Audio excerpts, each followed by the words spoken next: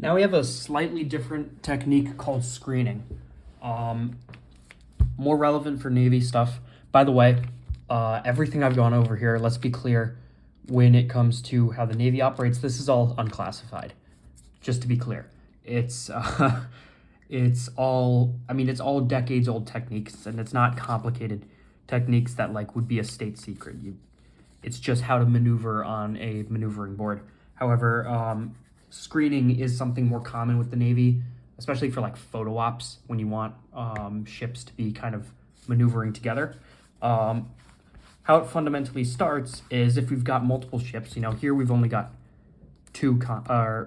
a contact and a guide ship, but we could potentially have multiple here, and it would be maneuvering around it. The important thing to note here is you might not, when you're setting up a screening MOBOard, you don't choose yourself as the center. You set a designated ship as the center of the MOBOard, and everyone else maneuvers around it. They're the I guess the origin for the plot, like the 0, 0 point on a graph, and you're maneuvering around it. It's kind of a little harder to then visualize how this works, but you're just saying, what are you going to do from their perspective to get into a certain position? And that will usually start with all the ships moving in the same course and speed. So this ER vector here, I know it's set off of the center, which is no longer us, it's the guide ship, but we're all the ships in the area are also moving in the same vector, which we have as 220 at 12 knots right now. And let's say for whatever reason, you are instructed to go from your current position right here to, I don't know, right here. The exact range and bearing doesn't even matter. Here's your end destination. It's important to note this isn't something I've gone over in the past when we were talking about like just monitoring contacts. If you've got a contact and it goes from one point to another point, that means it has relative motion. But if you monitor a contact and 12 minutes or 6 minutes or 12 minutes later, it's in the exact same range and bearing that it was, what that means is it's going the same course and speed as you. I hope that makes sense. It has no relative motion because it's going as fast as you in the same direction. Therefore, it looks like it's just staying still relative to you. Likewise, if a contact has relative motion, but it's parallel to you in the exact opposite direction at the exact same speed as you're going, you can assume that means it's dead in the water. Essentially, if we're moving on course 220, if we had a contact with relative motion of 040 at 12 knots, that means it's just going the opposite direction as us, as fast as we're going, meaning it's staying still. It's not actually moving. Its relative motion is just our reciprocal. So in a screening problem, you would be sitting here on their radar, and you would not be moving because you're all moving at the same course and speed. Now you're instructed to go from this point to this point right here. And then once you get here, you're going to come back to the same course and speed that they were originally, so that you continue to now have no relative motion. You're just sitting right where you started, or right where you are, not moving in any direction away from it. So what that means is once you're instructed to move, you're going to have a relative motion line that goes from here to here. Now, if we just really quickly connected the dots here, you can see that comes in really close to the center point, to the guide. Probably not something you want to do. So we're going to have to dogleg this as well to come around, give it a nice wide berth. Let's say, just to be safe, we're going to give it a 2 mile CPA. So we're going to do that. This time we're not going to preset what our M3 is going to be. First of all, we know that we're just going to stay here, and then when we maneuver, that's the first time we're going to be moving off of it. We're just going to set 2 lines tangent to the 2 mile CPA, one going way out like this, and then the other starting from our end goal and intersecting the first DRM after being tangent to our CPA. And then we'll mark that right there as waypoint 2. And we can now set this as waypoint 3. So what we want is for our DRM, if we're headed this way and the guide ship's headed this way, we want our DRM to slide down until we hit this point and then slide up. And we need to figure out what course we're going to need to come over to here and what course we're going to need to come to now come over there. Usually there will be a set stationing speed, so the speed that we're going to use to actually maneuver for this. Because if we want to eventually come back in line with them again, we obviously have to go faster than the base speed to keep up while we're doing these maneuvers. So let's say if we're going on speed at a speed of 12 knots, let's say our stationing speed is 15 knots. I don't know how realistic that is. Usually you'd want it to be more than that. Yeah, actually, let's make it more than that. Let's make it 20 knots just to make this easier. So we're going to need a course in speed or a course at 20 knots that will give us this DRM line and then that DRM line. And because I said this is more common in the Navy, we'll use the Navy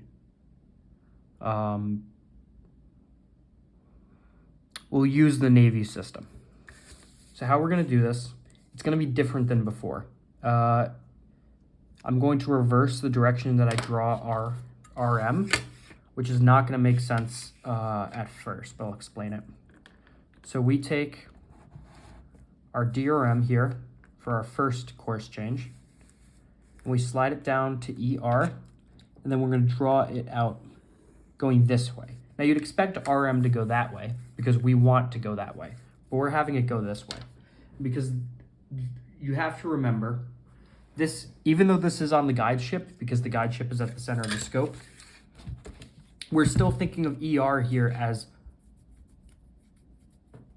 how do I put this?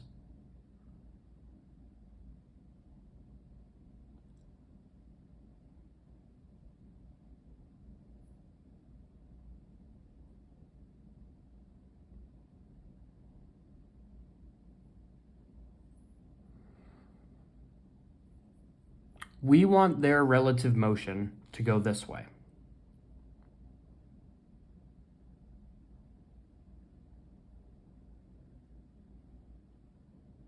No, I'm wrong, sorry.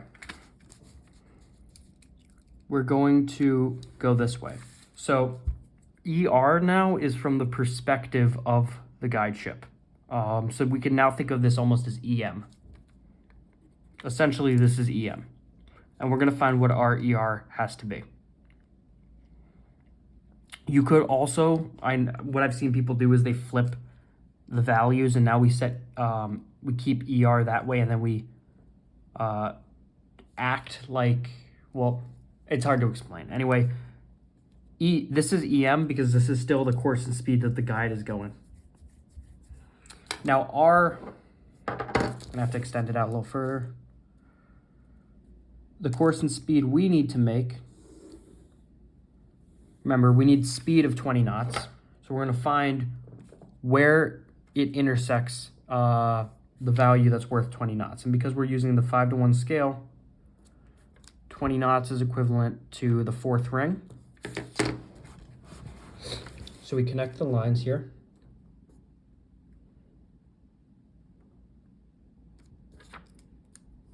Like so. Extend it out there, and we get a course of 283.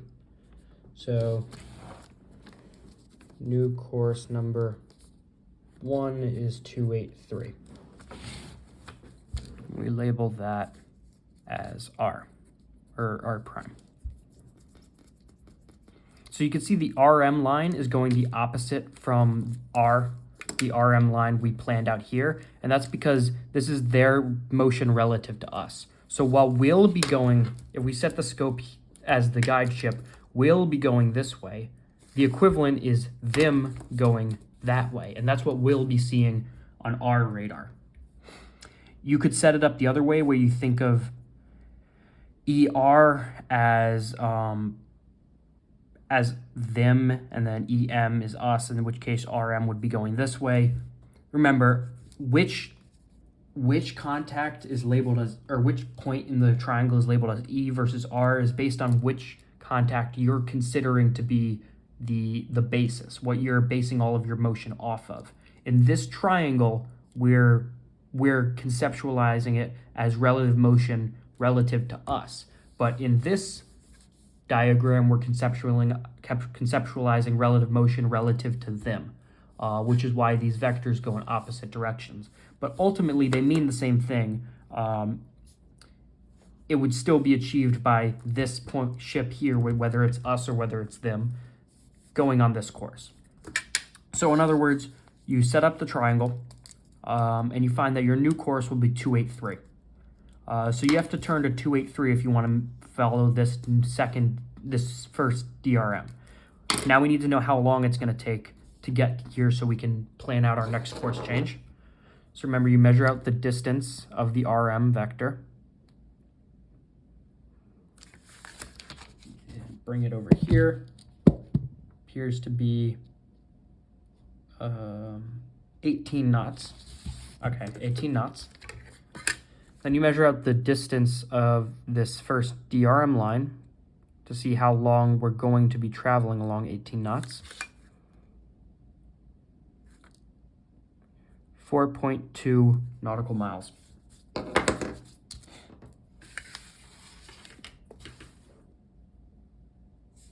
So we'll slide down here. We'll get 18 knots and 4.2 is right about there, nautical miles, to see how long it takes us to go that far. We've been ignoring yards this whole time, but in a lot of cases, the Navy will use yards, not miles. If you're learning it for the Navy, then you could just interpret everything in miles, but the math all works the same. It's just different units.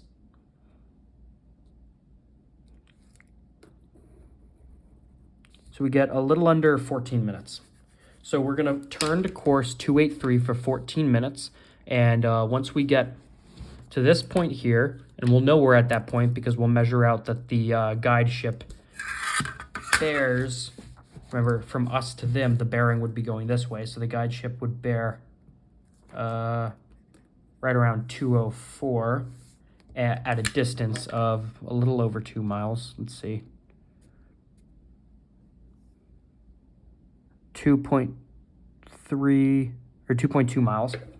So we'll change course to 283, follow it until the guide ship bears 204 at 2.2 miles, which should be in 14 minutes, and then we'll change course again. So now we have to figure out what the next new course will be. And it will be whatever course is necessary to get a DRM that looks like that. So we slide that over to M, draw it out.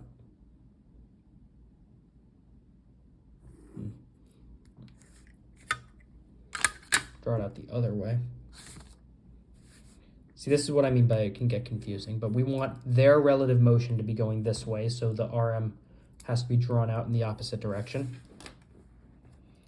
So we draw the RM line that way.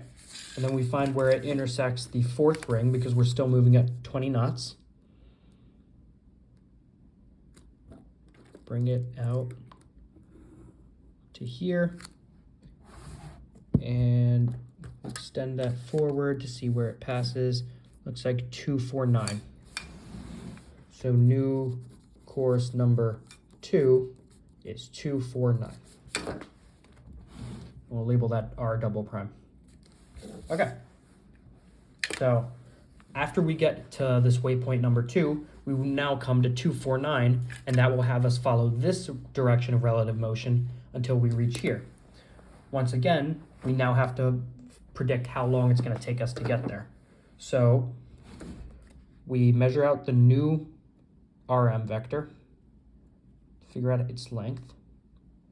We get, from the 5-to-1 scale, we get just barely under 13 knots, or barely under 12 knots, so 11.5 knots. So we'll mark here 11.5 knots. And it's going to be going for a distance of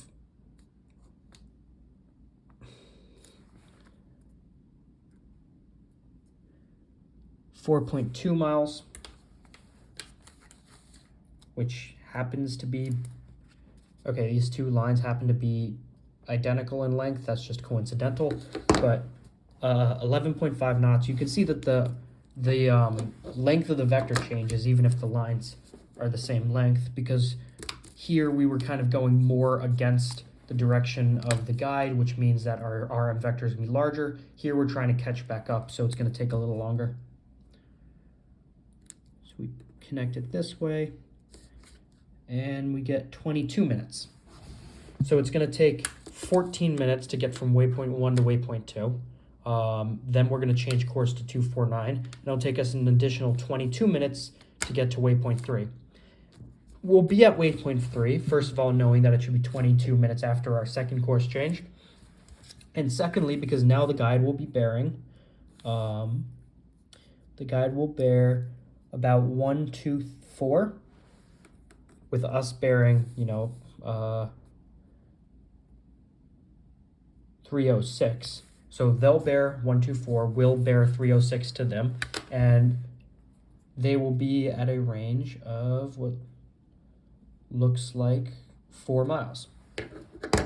So we follow 249 until we have them bearing 124 at 4 miles. And that's how you set another contact as the center of the scope and have yourself maneuver around it. And once we get to there, then we would come back to our base course and speed of 220 at 12 knots, and then we would just stay in position like we had been staying in position in the first place.